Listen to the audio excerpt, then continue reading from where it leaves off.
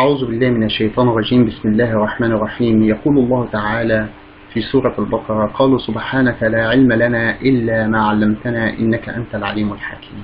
صدق الله العظيم. النهاردة هكلم حضراتكم عن حالة خاصة جدا من الاتصال في النبات، وهي الذاكرة وقدرة النبات على التعلم. هل النبات يمتلك ذاكرة؟ هل النبات لديه القدرة على التعلم مثل الإنسان؟ معروف أن الذاكرة في الإنسان هي عبارة عن مجموعة من المعلومات التي يقوم الإنسان بجمعها خلال حياته، ويخزنها تدريجيا في عقله ثم يسترجعها وقت الحاجة إليها. وفي ذلك نجد أن الإنسان لكي يتعلم العلوم المختلفة والممارسات الحياتية التي يقوم بها، فهو يقوم أولا بالتفاعل والتواصل مع الآخرين لكي يتعلم منهم، أو يستخدم حواسه المختلفة للإدراك والتفاعل مع البيئة المحيطة لكي يتعلم منها. فنجد الإنسان يتعلم من خلال النظر، ومن خلال السمع، ومن خلال اللمس، ومن خلال الشم، ومن خلال التذوق.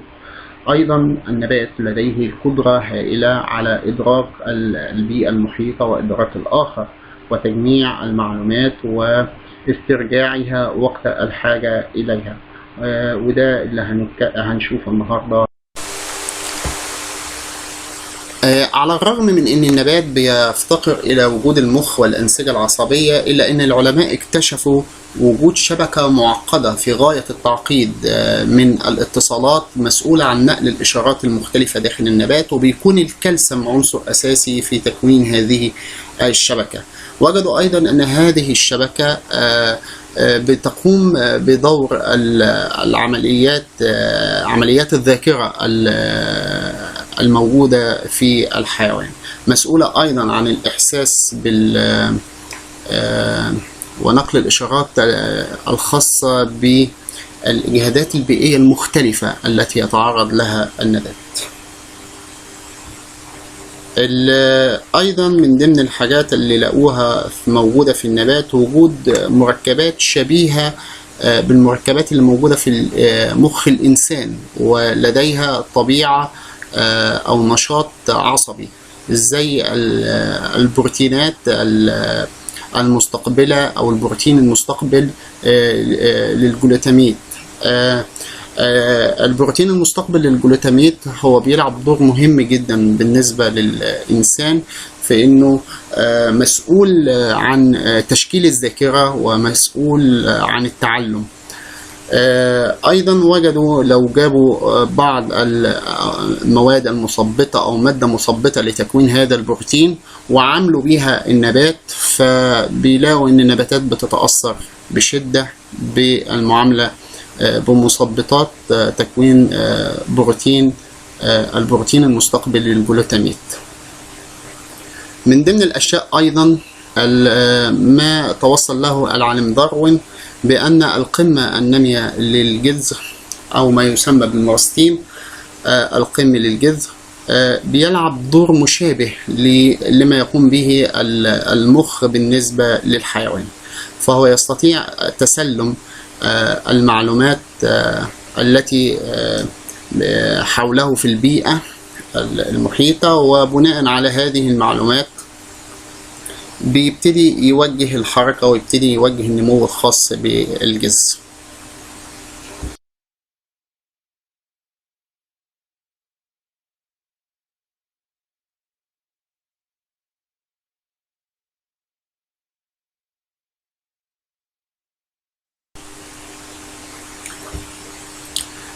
من ضمن الأشياء وجدوا أن النباتات قادرة على تذكر الفترات التي تحدث فيها إجهادات بيئية، وبتستخدم النباتات في الحالة دي بعض العمليات البيوكيميائية التي تنتهي بإما تفعيل أو إبطال لبعض الجينات.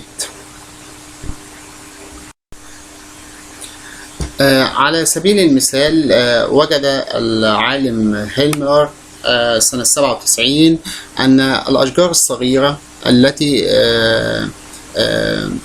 يعطى لها ماء مرة واحدة في السنة، بتتعلم في السنوات اللاحقة أن تركز فترة النمو بتاعتها الكاملة والتطور بمنتهى الدقة في الفترة التي متوقع فيها وجود الماء.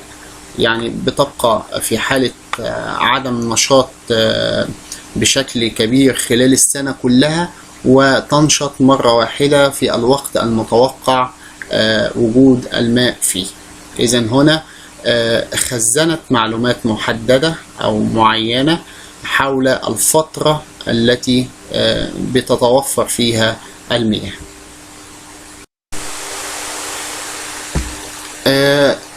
طبقا للعالم فولكوف وآخرون سنة 2008 في بحثه عن الذي نشر في مجلة بلانت فيسيولوجي العالمية، ومن أهم الدوريات على مستوى العالم في مجال فيسيولوجي النبات.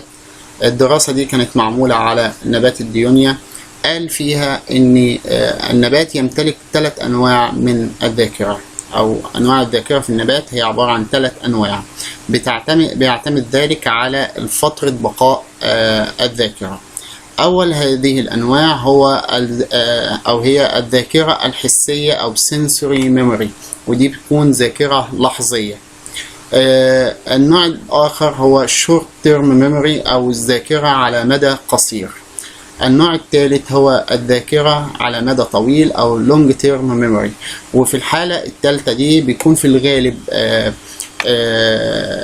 الذاكرة بتعتمد على ما يسمى بالإبيجينيتكس. والإبيجينيتكس هنا عبارة عن تغير في نشاط الجينات دون حدوث تغير أو تعديل في تركيب الدي ان اي. يعني في الحالة دي هو بيختلف تماما عن تكوين الطفرات، لأن احنا عارفين طبعا ان الطفرات بيحصل فيها تغيير في تركيب الدي ان اي. أما بالنسبة للإبيجينيتكس فما بيحصلش غير ان بعض الجينات بيحصل لها تنشيط او ابطال لمفعولها.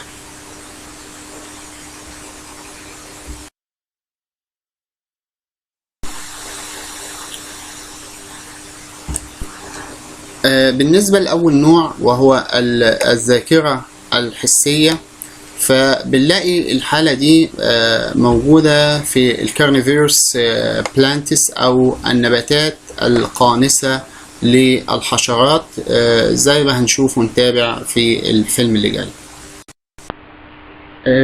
زي ما حضراتكم شايفين ان هناك نباتات قانصة للحشرات، زي النبات اللي موجود قدامنا ده اسمه نبات الدورزيرا. بيحتوي على العديد من الشعيرات التي تفرز مواد صمغية تستطيع ان تلتصق بجسم الحشرة، ثم تقوم بافراز من خلال الغدد بعض الانزيمات المتخصصة في تحليل البروتين الموجود في جسم الحشرة وتحويله الى احماض امينية، ثم الاستفادة من عنصر النيتروجين الموجود في جسم الحشرة.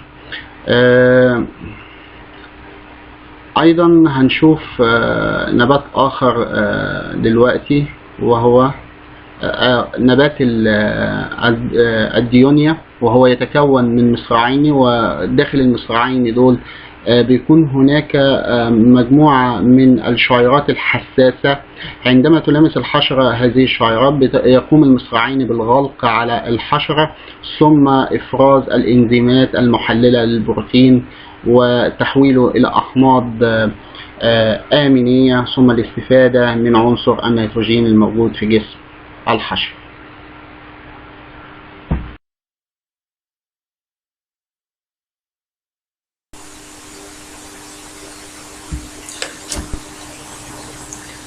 من ضمن الدراسات التي تمت أيضا على نبات الديونيا بحث الذي قام به فولكوف وآخرون سنة 2008. الحقيقة ذكروا أن استجابة المصراعين للغلق لا تأتي فقط من خلال الملامسة الميكانيكية للشعيرات الحساسة داخل المصراعين، وإنما ممكن تستجيب أيضا للإشارات الكهربائية. فاستخدموا تكنيك معين بحقن شحنات كهربائية، شحنة موجبة في العرق الوسطي وشحنة سالبة بالنسبة للمصراع، فوجدوا أن المصراعين بيغلقوا في الحالة دي استجابة للإشارة الكهربائية وليس للملامسة الميكانيكية. فطلعوا بنتيجة من البحث إن ممكن تكون الإشارات الكهربائية الناتجة من جسم الحشرة ممكن تكون هي السبب الفعلي لغلق المصراعين، وليست المسألة مجرد ملامسة. من ضمن الدراسات التي تمت بخصوص الذاكرة الحسية ما تم بخصوص نبات ميموزا بيوديكا أو الست المسيحية كما هو معروف في مصر. النبات ده الموطن الأصلي بتاعه البرازيل، وله عدة مسميات مختلفة في دول مختلفة. بنجد أنه بملامسة الورقات بتتجه إلى الغلق كنوع من الدفاع. الاستجابة دي بتتم ممكن عن طريق اللمس أو عن طريق الحرارة، تعرض للحرارة تؤدي زي ما حضراتكم شايفين كده إلى غلق النصل، وممكن يحصل ارتخاء كامل في النبات. عملية الغلق زي ما حضراتكم شايفين بتكون عملية مرحلية، بتبدأ من الجزء اللي بيحصل في الملامسة زي ما حضراتكم شايفين، وبتنتقل تباعا إلى الأجزاء الأخرى. ممكن زي ما شايفين حضراتكم برضو يحصل الارتخاء في العنق بتاع الورقة، فالأوراق الورقة بالكامل يحصل لها ارتخاء، مش مجرد غلق للورقات فقط.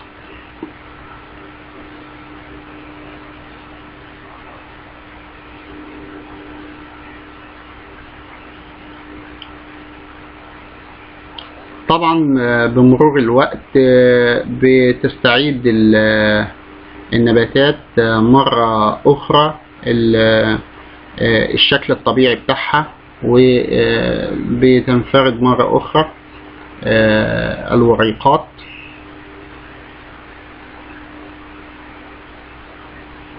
زي ما حضراتكم شايفين كده إن المسألة ممكن تأخذ بعض الوقت.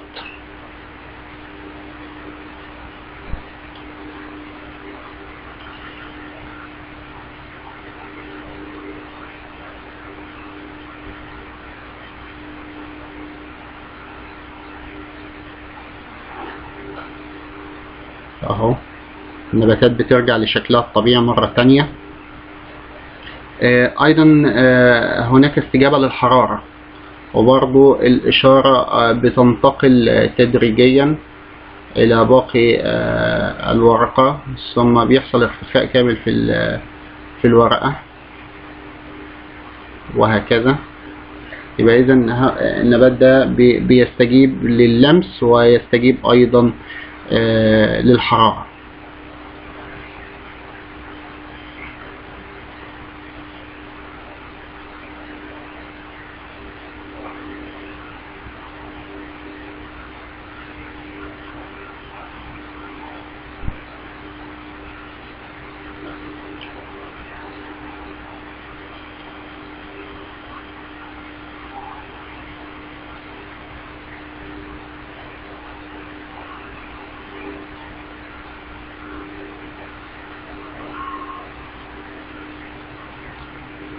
طبعا قد تمثل هذه الاستجابة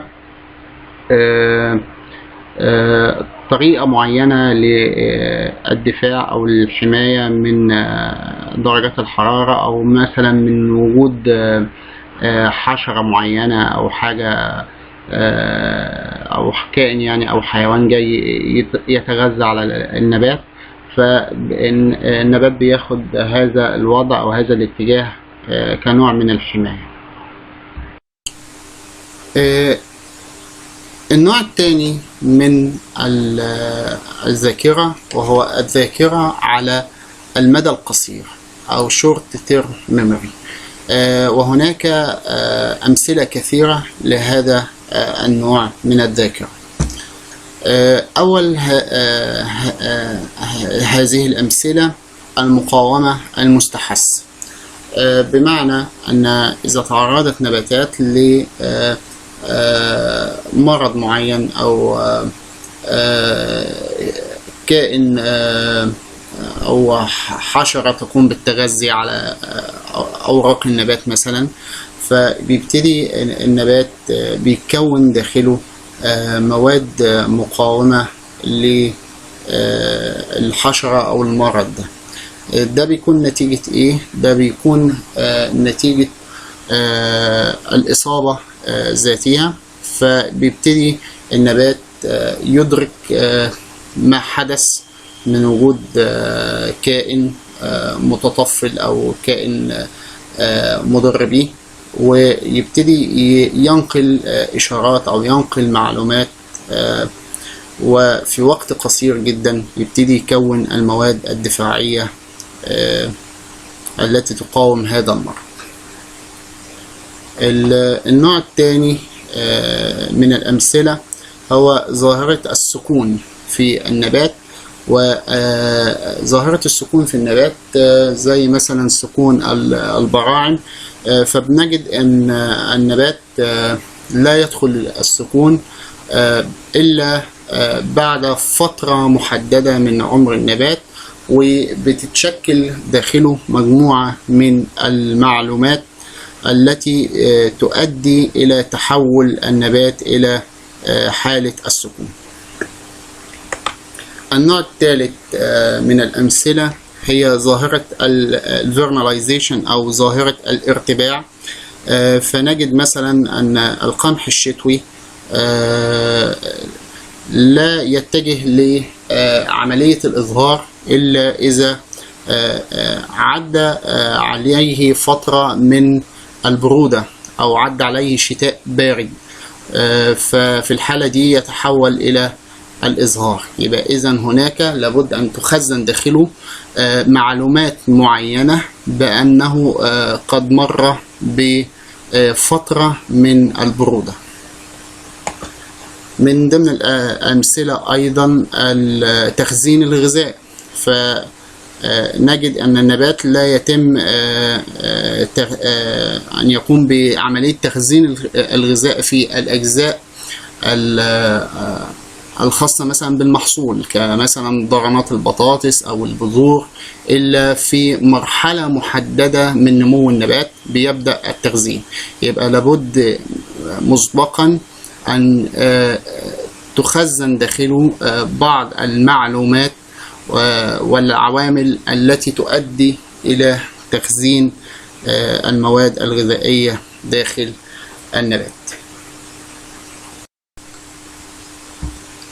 النوع الثالث من الذاكرة وهو الذاكرة على المدى الطويل، وقلنا أن هذه الذاكرة بتكون متعلقة بتنشيط أو إبطال مفعول بعض الجينات الموجودة بالفعل، زي مثلا المثال اللي ضربناه على حالة الشجرة التي بتأخذ مية مرة واحدة في السنة، فبتوقف نموها وبتوقف النشاط بتاعها طول السنة، وبتبتدي ترجع تنشط تاني في الفترة المتوقع وجود المية فيها. في دراسة أخرى اتعملت على نبات ميموزا بيوديكا، قلنا حضراتكم إنه في سنسور ميموري أو ذاكرة حسية، إن هو بيقفل الوريقات بتاعته استجابة سريعة لللمس أو للحرارة. لكن في دراسة اتعملت سنة 2014 قامت بيها عالمة أسترالية اسمها مونيكا جيجليانو. مونيكا جيجليانو وآخرين قاموا بدراسة بعنوان Experience teaches plant to learn faster and forget slower in environments where it matters. بمعنى أن هناك خبرات معينة ممكن أن يتعلمها النبات ويبتدي يتعلمها بسرعة، ولكن يفقدها أو ينساها ببطء شديد جدا. والحاجات دي بتكون متعلقة بالظروف البيئية، أيا كان درجة أو حسب درجة الأهمية بتاعتها. قالت في الدراسة بتاعتها أيضا أن النباتات مش بس قادرة على تذكر ما يحدث لها، ولكنها أيضا تستطيع تخزين هذه المعلومات لفترة من الزمن. وصلت بالنسبة لنبات الميموزا بيوديكا لحوالي شهر. هنشوف دلوقتي نموذج للدراسة التي قامت بها جيجليانو سنة 2014 على نبات الميموزا أو الست المستحية. اللي قدام حضراتكم ده نموذج اللي قامت بيه مونيكا جيجليانو. جابت نبات الميموزا وبدأت تعرضه إلى عدد من الانزلاقات على قضيب معدني. وصلت هذه المرات إلى 60 مرة، وهذا السقوط بيتم من ارتفاع 6 بوصة. وجدت ان هذا التكرار من السقوط بيؤدي الى غلق الاوراق الخاصة بالنموذج كنوع من التحذير. يبقى اذن الاسقاط في حد ذاته هو الذي اعطى الاشارة إلى غلق الأوراق. في مكان السهم تحت وضعت وسادة من الفوم لامتصاص هذه الصدمات وعدم تعرض النبات لأي أضرار. هنجد حضراتكم أن بعد فترة من